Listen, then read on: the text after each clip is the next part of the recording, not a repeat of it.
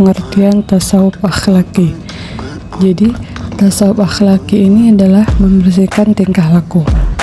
Tasawuf akhlaki yaitu ilmu yang mempelajari pada teori dan perilaku perbaikan akhlak. Tasawuf akhlaki ini bisa dipandang sebagai sebuah tatanan dasar untuk menjaga akhlak manusia, atau dalam bahasa sosialnya yaitu moralitas masyarakat. Kemudian ada konsep tasawuf akhlaki. Jadi, konsep tasawuf akhlaki dalam pandangan Islam memiliki arti yang sangat penting untuk melatih kerohanian dan pengendalian nafsu. Dalam metode tasawuf akhlaki adalah pendidikan 3T, yaitu yang pertama takhalli, yang kedua tahalli, dan yang ketiga tajalli. Nah, yang pertama itu takhalli, yaitu mengosongkan diri dari sifat-sifat tercela dari maksiat lahir dan maksiat batin. Kemudian yang kedua tahalli, yaitu menghiasi diri pribadi dengan kebaikan dan kebajikan, taat atas segala yang diajarkan agama. Kemudian yang terakhir ada tajalli, yaitu terungkapnya nurul ghaib untuk hati seseorang mukmin. Maksudnya itu terbukanya hijab atau penutup yang selama ini melekat dalam sifat-sifat kemanusiaan, yaitu basyariah. Selanjutnya, karakteristik tasawuf akhlaki. Yang pertama itu yaitu melandaskan diri pada Al-Quran dan As-Sunnah. Yang kedua, kesinambungan antara hakikat dengan syariat. Kemudian yang ketiga, lebih bersifat mengajarkan dualisme dalam hubungan antar Tuhan dan manusia. Kemudian yang keempat, lebih terkonsentrasi pada soal pembinaan, pendidikan akhlak, dan pengobatan jiwa dengan cara latihan mental. Kemudian yang terakhir, tidak menggunakan terminologi filsafat. Sejarah tasawuf akhlaki. Sejarah dan perkembangan tasawuf akhlaki memiliki 5 fase berikut. Yang pertama, abad ke-1 dan ke-2 Hijriah. Disebut pula dengan fase asketisme atau zuhud. Sikap asketisme atau zuhud ini banyak dipandang sebagai pengantar kemunculan tasawuf.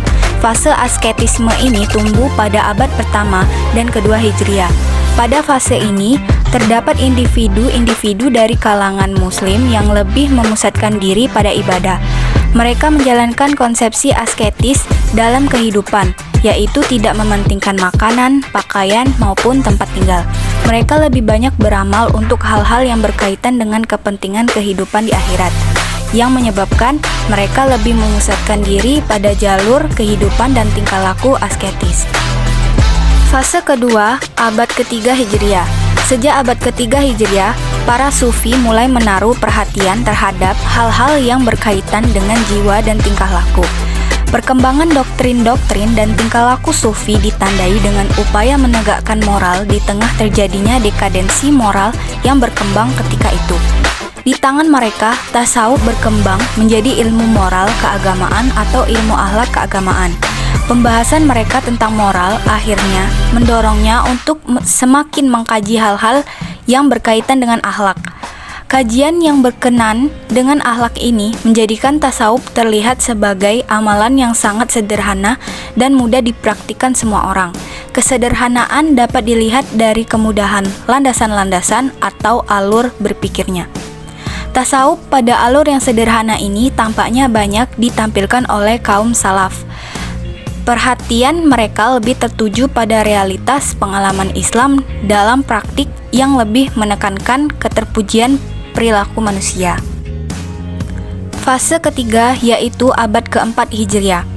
Abad ini ditandai dengan kemajuan ilmu tasawuf yang lebih pesat dibandingkan dengan abad ketiga Hijriah, karena usaha maksimal para ulama tasawuf untuk mengembangkan ajaran tasawufnya. Akibatnya, kota Baghdad yang sebelumnya merupakan satu-satunya kota yang terkenal sebagai pusat kegiatan tasawuf yang paling besar sebelum masa itu, tersaingi oleh kota-kota besar lainnya. Fase keempat yaitu abad kelima Hijriah. Pada abad kelima ini muncul Imam Al-Ghazali yang sepenuhnya hanya menerima tasawuf yang berdasarkan Al-Quran dan As-Sunnah serta bertujuan asketisme, kehidupan sederhana, pelurusan jiwa, dan pembinaan moral. Pengetahuan tentang tasawuf dikajinya dengan begitu mendalam. Di sisi lain, ia melancarkan kritikan tajam terhadap para filosof, kaum Mu'tazilah dan Batiniyah. Al-Ghazali lah yang berhasil memancangkan prinsip-prinsip tasawuf yang moderat, yang sering dengan aliran al-sunnah wal jamaah dan bertentangan dengan tasawuf al-Hallaj dan Abu Yazid al-Bustami, terutama mengenai soal karakter manusia. Fase kelima yaitu abad ke-6 Hijriah. Sejak abad ke-6 Hijriah, sebagai akibat pengaruh kepribadian Al-Ghazali yang begitu besar, pengaruh tasawuf Sunni semakin meluas ke seluruh pelosok dunia Islam. Keadaan ini memberi peluang bagi munculnya para tokoh sufi yang mengembangkan tarekat-tarekat dalam rangka mendidik para muridnya seperti Sayyid Ahmad Ar-Rifai dan Sayyid Abdul Qadir Al-Jailani. Tokoh tasawuf akhlaki.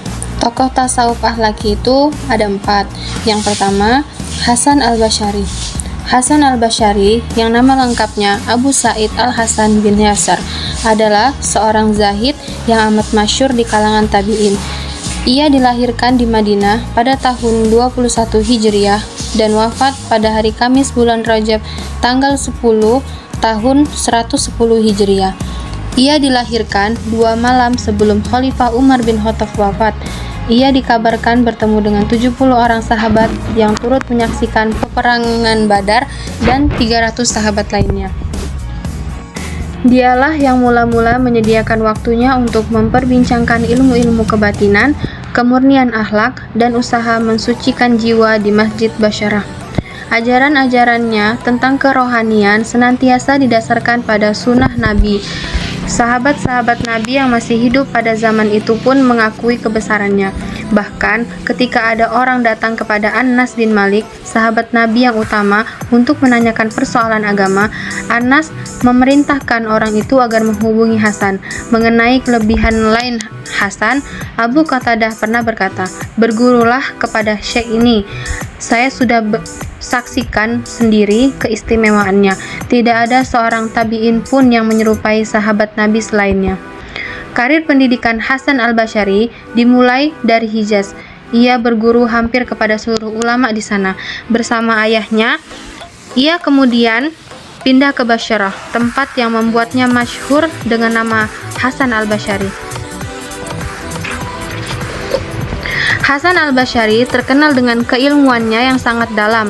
Tak heran kalau ia menjadi imam di Basyarah secara khusus dan daerah-daerah lainnya secara umum. Tidak heran kalau ceramah-ceramahnya dihadiri seluruh segmen masyarakat. Di samping dikenal sebagai zahid, ia pun dikenal sebagai seorang yang wara dan berani dalam memperjuangkan kebenaran. Di antara karya tulisnya berisi ancaman terhadap aliran kalam qadariyah dan tafsir-tafsir Al-Quran. Kedua, yaitu Al-Muhashibi. Al-Harits bin Asad Al-Muhashibi menempuh perjalanan tasawuf karena hendak keluar dari keraguan yang dihadapinya. Tak kalah mengamati mazhab-mazhab yang dianut umat Islam, Al-Muhashibi menemukan sebagian kelompok di dalamnya. Di antara mereka ada sekelompok yang tahu tentang keakhiratan, tetapi jumlah mereka sangat sedikit. Sebagian besar dari mereka adalah orang-orang yang mencari ilmu karena kesombongan dan motivasi keduniaan. Di antara mereka terdapat pula orang-orang yang terkesan sedang melakukan ibadah karena Allah, tetapi sesungguhnya tidak demikian. Al-Muhashibi memandang bahwa jalan keselamatan hanya dapat ditempuh melalui ketakwaan kepada Allah Subhanahu wa taala, melaksanakan kewajiban-kewajibannya dan meneladani Rasulullah. Tak kala sudah melaksanakan hal-hal di atas, menurut Al-Muhashibi, seseorang akan diberi petunjuk oleh Allah Subhanahu wa taala berupa penyatuan antara fiqh dan tasawuf. Ia akan meneladani Rasulullah dan lebih mementingkan akhirat daripada dunia. Yang ketiga, yaitu Al-Khusyairi. Al-Khusyairi adalah salah seorang tokoh sufi utama dari abad ke-5 Hijriah. Kedudukannya demikian penting karena karya-karyanya tentang para sufi dan tasawuf aliran Sunni pada abad ke-3 dan ke-4 Hijriah menyebabkan terpeliharanya pendapat dan khazanah tasawuf pada masa itu, baik dari segi teoritis maupun praktis. Nama lengkap Al-Khusyairi adalah Abdul Karim bin Hawazin, lahir tahun 376 Hijriah di Istiwa. kawasan Naisabur, salah satu pusat ilmu pengetahuan pada masanya. Disinilah ia bertemu dengan gurunya, Abu Ali Ad-Dakak, seorang sufi terkenal. Al-Husyairi selalu menghadiri majelis gurunya, dan dari gurunya itulah Al-Husyairi menempuh jalan tasawuf. Sang guru menyarankan untuk pertama-tama mempelajari syariat. Oleh karena itu, Al-Husyairi mempelajari fiqh pada seorang faqih, Abu Bakar Muhammad bin Abu Bakar At-Tusi, dan mempelajari ilmu kalam serta usul fiqh pada Abu Bakar bin Farauk. Selain itu, ia pun menjadi murid Abu Ishaq al-Isfarayini dan menelaah banyak karya Al-Bikalani. Dari situlah Al-Husyairi berhasil menguasai doktrin Ahlus Sunnah wal Jamaah yang dikembangkan Al-Asy'ari dari muridnya. Al-Husyairi merupakan pembela paling tangguh aliran tersebut dalam menentang doktrin aliran-aliran Mu'tazilah, Karamiyah, Mujassamah, dan Syiah.